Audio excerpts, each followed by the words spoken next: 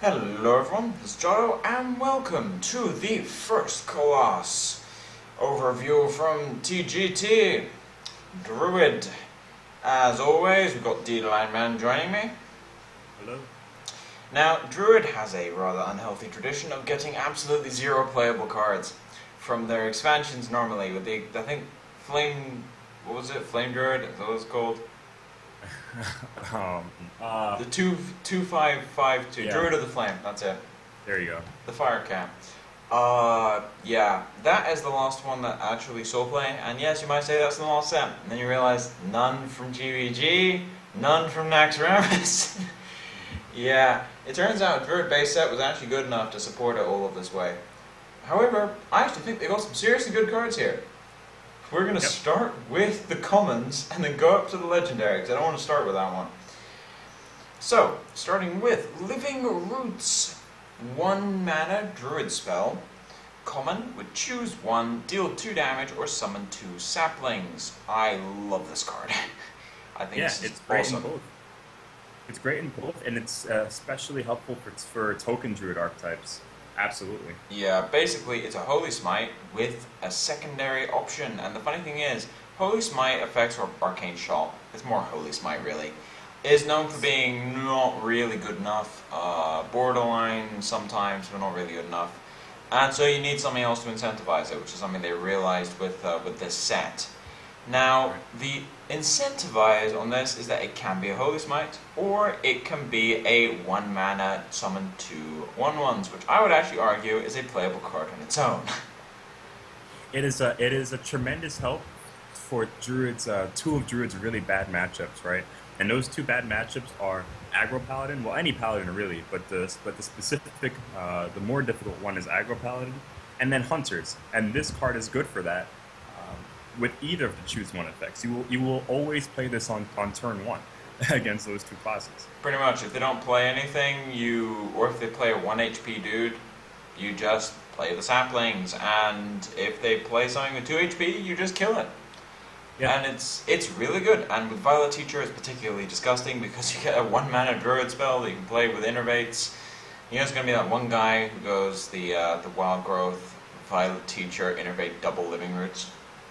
Yep, and then Power the Wild the following turn and the game's over. Yeah. Basically, it is a cheap spell that works with Violet Teacher in general, and also it can make more tokens, which is good with Power of the Wild. I really, really like this card. And in Arena, the versatility helps there as well.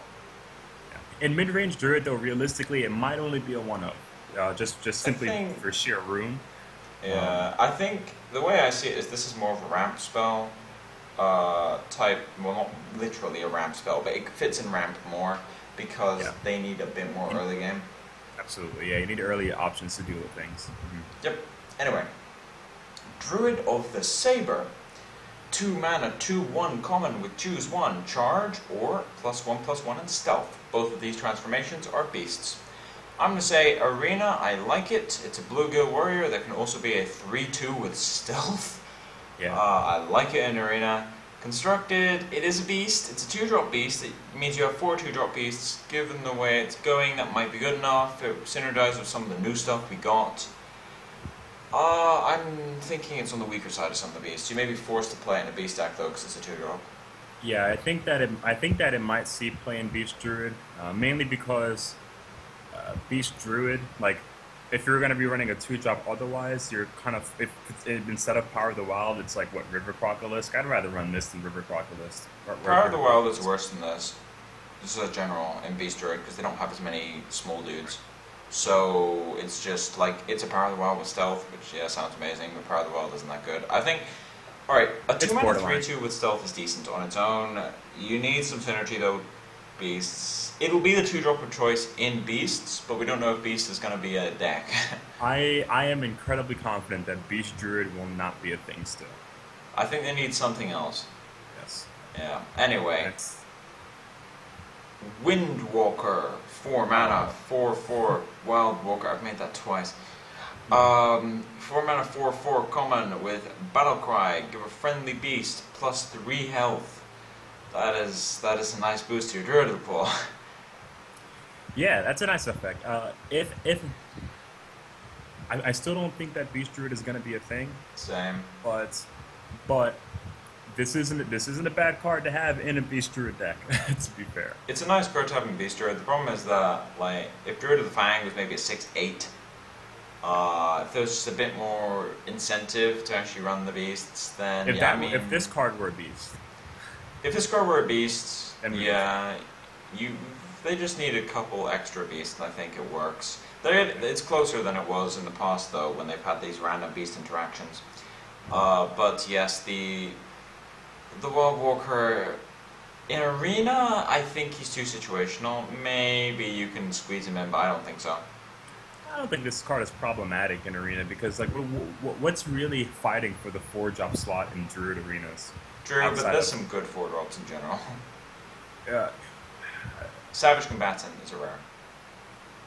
Right. Yeah. Well, that's For as far as the commons go, besides Chillwind Yeti and Paladin Shredder, I mean, is this card just like it's just this card, Mechanical Swipe, and then Yeti those as two? well. Yeah, Mechanical Yeti. Possibly, I wouldn't feel bad about having it.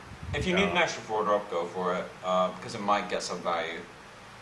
In Constructed, I think it'll see play in a Beast Druid deck. If that's this set or next set or something, I don't know. I think I'm going to say next set or the set after, personally. But it's getting there. It's just not quite there. Right.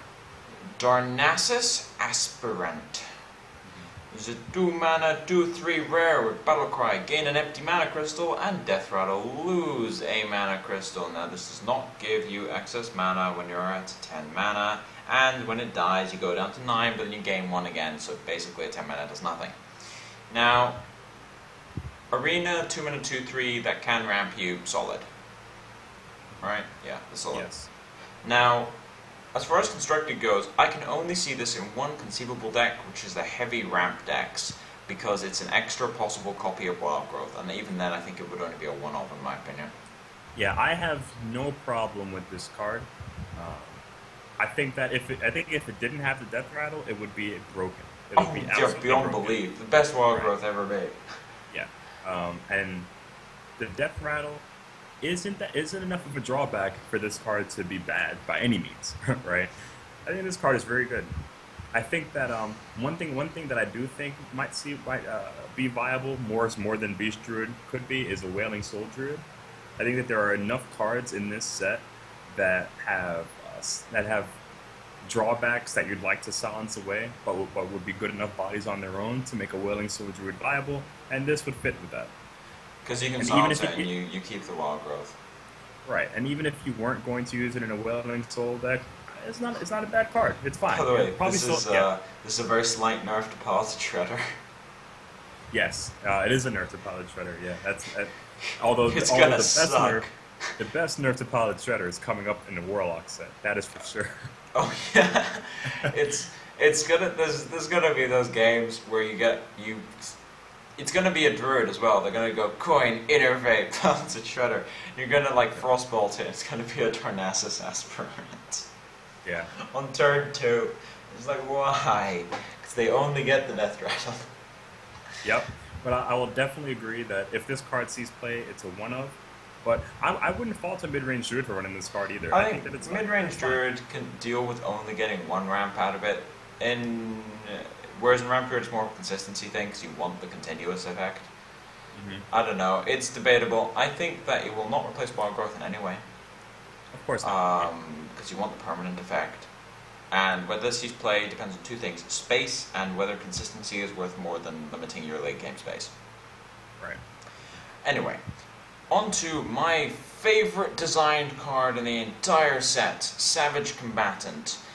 4 mana, 5/4 rare beast with Inspire. Give your hero +2 attack this turn. This is, in my opinion, the best designed and most effectively playable Inspire card in this entire set. There is a more powerful one in Priest, however, it's not well designed in any way, and is also not really effectively playable because it's only good in the super late game and things like that. Anyway, the point is, Savage Combatant is the best designed one, because if you remember a couple videos ago, I mentioned Inspire cards. They're good if they're decent without the Inspire, and very good with it. Without the Inspire, this is a 4 mana, 5/4 beast. And then, from every turn on, if it lives, you get a fire elemental trigger. Essentially. And yes, and it's a bit worse in some aspects and a bit better in others, because it can be stacked with other things, and also you gain an armor and things like that. Yeah, anyway, the point is, the other thing is you can play him on turn 6, and he is basically a fire elemental, one less stat on each one, however he is a beast, and you can play him on turn 4. That is an amazing design. Now we did see this on the release stream, played twice, and it was insane on both times. It is also the ultimate shredder killer. Yep. You're playing Druid, so most likely you're going to get your combatant out first, and then they can't play their shredder. It's also, in my opinion, replaced Yeti as the single best coin innervate target in the game, because you play it on turn 1, and then on turn 2 they can no longer play small dudes to start chipping away at it, because your hero power will kill everything. Yep. This is the best arena card that Druid has got in this set. Is that fair to say? It's like swipe level, I think. Yeah. In my opinion. And that's saying a lot, by the way. Swipe is a very good card in Arena. Mm-hmm. I think it's swipe level good in Arena, because it's basically a fire elemental that can be played in turn 4, and versatility is very important. Yeah, and Inspire is going to help Arena more than Constructed, without a doubt. And This is probably the best Inspire effect out of all of the rares, for sure. Yeah. Something else I want to say, by the way, is I think this will see almost universal play. It's the best 4-drop Druid mid-range can use, because it can even deal direct damage. It can deal an effective extra 2 to the face. And in ramp, they do not have a 6-drop. Yep. In fact, it gets very awkward. You have 4 7-drops and 2 6-drops, Sylvanas and Thorazan. And sometimes Black Knight, if the metagame calls for it. So basically, Druid needed an effective 6-drop, and a Savage Combatant on turn 6 is not a bad thing. Now, let's be fair, no. I understand the relation in treating what turn you drop these Inspire cards are, because you want to hit the Inspire effect. I'm not going to feel bad about playing this naked on turn 4. Oh, it's a 5-4 for 4 is borderline playable on its own. Right. So the other thing is, if it lives, it starts getting insane value. Yeah. Good card, very good card. Knight of the Wild, 7 mana, 6/6. Whenever you summon a beast, reduce the cost of this card by 1. Now this has to be in your hand to get the effect. This could potentially cost 0, although in reality it will probably cost 3 before you play it. Maybe 4. The point is, this is one of the reasons to play beasts, because it says summon because of all the transformations, by the way. But this is... in Arena, I actually could see this seeing a little bit of play, because 6/6 is not that bad for 7, and also you might get 1 or 2 beasts just randomly out because of Druid with Claws and things like that.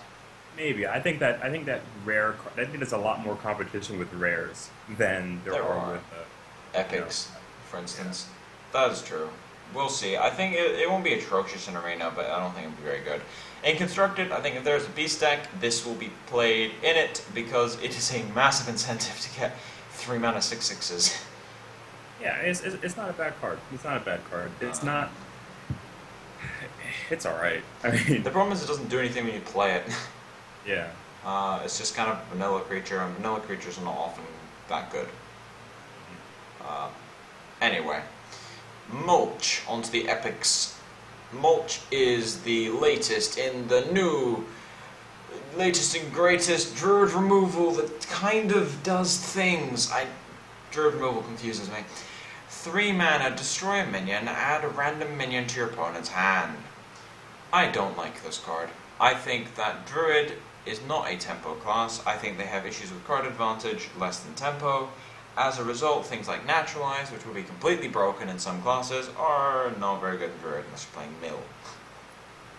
Right. I think that this is clearly better than Naturalize. It is, but it's more comparable to Sap than Naturalize. They don't get exactly what they played, but it's still, you're kind of leaving it up to chance, which means that a lot of people, regardless of whether the card is good or not, just won't like playing with it. Yeah, exactly. It's very difficult to justify playing cards that introduce randomness that could potentially hurt you. It takes control. It takes out your decision making, which means that you can't use your skill as a player to influence the game as much. and it's possibly worse than Sap still. I mean, it's no, it's on par with Sap. The only thing that the benefit this has over Sap is that your opponent chose the minion that they played for a specific reason, and they're not getting that one back. The thing that's Yeah. worse about it is that Also it one doesn't more. silence the minion, right? It And doesn't silence it yet. Like, it's like, what does Druid have issues with? Sylvanas. right, you know, I don't think this is Yeah. going to see play in any of the archetypes that we see now, and I don't anticipate it seeing play in Beast or a Druid deck that's based around the Inspire mechanic. Yeah, me neither. I don't think that this card is specifically problematic in Arena. I think that I think that epic options just will likely force you to play this card more often than not. But If it's you're not playing it, it's probably because you got some really, really bizarre ones. right. But it's not you're not gonna write home about drafting this card. This is on the lower end of epics as far as I'm concerned in Arena. Yeah. I'm not saying a lot. There's some bad ones. Like the next one we're coming across, at least arena-wise, I think this card is actually hilarious. Astral Communion, 4 mana, epic. Gain 10 mana crystals, discard your hand. Now, that is one hell of a drawback. But yeah, you gain 10 full mana crystals. Now, first of all, in Arena, this is the most useless card ever. If I would pick Mulches over it all the time. But anyway. In Constructed, this is only good in one conceivable situation, which is, well, two, technically. One is if you have Jeeves on the board, that's a funny combo. And the other one is if you go Coin, Innervate, Astral Communion with a deck full of high drops. But that seems way too gimmicky to work. Yeah, I'm not playing this card at all. I think Ever. I like that it exists. Yes, that I do like. I like that it exists because there is a 100% chance that my opponent is going to play this card more often than I will. And when they do, it's going to lead to hilarious games. Yes. Regardless of the outcome, which is what I like about some of these cards. And it's not particularly random, it just introduces, like, there's a lot of randomness in top decking with this card, but still, it's Now, like, were you the one who told me this, that this will give you 1 X mana? yeah, 1 excess mana. Now, do you have to be at 10 mana crystals already, or at any point? At any turn that you play? No, 10 mana crystals. Which means late game, people saying, oh, it's useless. Technically not. Like, if you're in top deck mode, you just play, like, an Ancient of War, or, not an Ancient of War, something that costs 6. I don't know. Savage Combatant, use a hero power, Astral Communion, draw a card, you have 10 more mana. Yeah, but this also could have been... That's I a don't know, thing, but it's probably just... Yeah, it could have been children. But the point is that it's a fun card. It's all it's supposed to be. Lost Druid card. We left the best for last, I think. Aviana. 9 mana, 5/5, legendary. Your minions cost 1. No one less.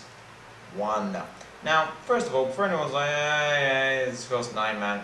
Yeah, it costs 9 mana, which means you can go Aviana, Loethep, and see if you are in the land tournament, look at your opponent's face.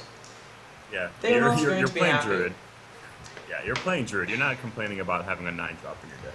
Yeah, not to mention, if you have an Innervate late game, which happens way more than you'd expect, it's like every second game, actually. You have a random Innervate in your hand, you get to go really disgusting combo turns, like Aviana, Ancient of Lore, Innervate, Ancient of War, and something else. 30 mana in one turn. Your turn. Essentially, if you play Aviana and Lotheb on the same turn, you've won the game. The game is over. The only The thing they game can is- do about it is probably Shadow or Death if they're playing Priest. That costs their entire turn, I might add. And then they spent 1 less mana to kill Aviana, but then you had a 1 mana 5/5 on the other side of things. You're 1 mana lower Theb, so you're still ahead in tempo, and you're even on card advantage. So that's crazy. The other thing is if you have a Thorazan on the board with Aviana, they do get reduced to 0. Yes. I think that this is probably the third... I mean, all of these class legendaries are really good, but this is probably the third best. This In is my- the most explosive. Absolutely. So someone already came up with an OTK, although that Yeah. wouldn't have been difficult to come up with. It wasn't that But- difficult. There's actually a Yeah. ton of them. Yeah. But the one he came up with was Aviana, Malakos, Innervate, Faceless, Moonfire. Yep. For like the 32 damage. But there's actually quite a few. Because it turns out if you have basically infinite mana, Yeah. yeah, You do a lot of things. you can do a lot of things with close to infinite mana. It's not quite infinite, but it's damn close. When you're talking about reducing, 9. You play your entire hand. Any turn, any game where you as a druid can, because what is Druid's biggest problem as a class is that it can't remove a threat and develop a threat on the same turn. Whereas if you go Aviana Faceless, if they can't kill you that turn, they are freaking out. People already freak out with the Thorazan. Can you imagine what they're going to react to 2 Avianas with? Yeah. Like, that's going to warrant, like, that's the kind of board which warrants, like, dark bombing yourself to play Molten and Shadow Flame. Right. And if a board is that powerful, then yes, it is incredibly explosive. But I don't know how this rates on some of the other legendaries. I personally think it's the second strong. It's debatable. We'll evaluate the class cards compared to each other at the end, especially the legendaries, because there's some super powerful ones. But Abiana is definitely up there. Yes. As some of the best cards in the entire set. I would not put it past someone if they said this was the best card in the set. I don't know if I agree with them, but I could see where they're coming from. The argument can be made. Exactly. Anyway, thank you for watching this Druid review, as we've got Lineman slowly lighting up at the sun. Yeah. Time zones. Yeah, time zones, as it's completely dark outside over here. But yeah, thanks for joining us for this Druid set review for TGT. For the next video, we will be doing Hunter, so stay tuned for that. Thank you for joining me, Lineman. As for the rest of you, see you next time.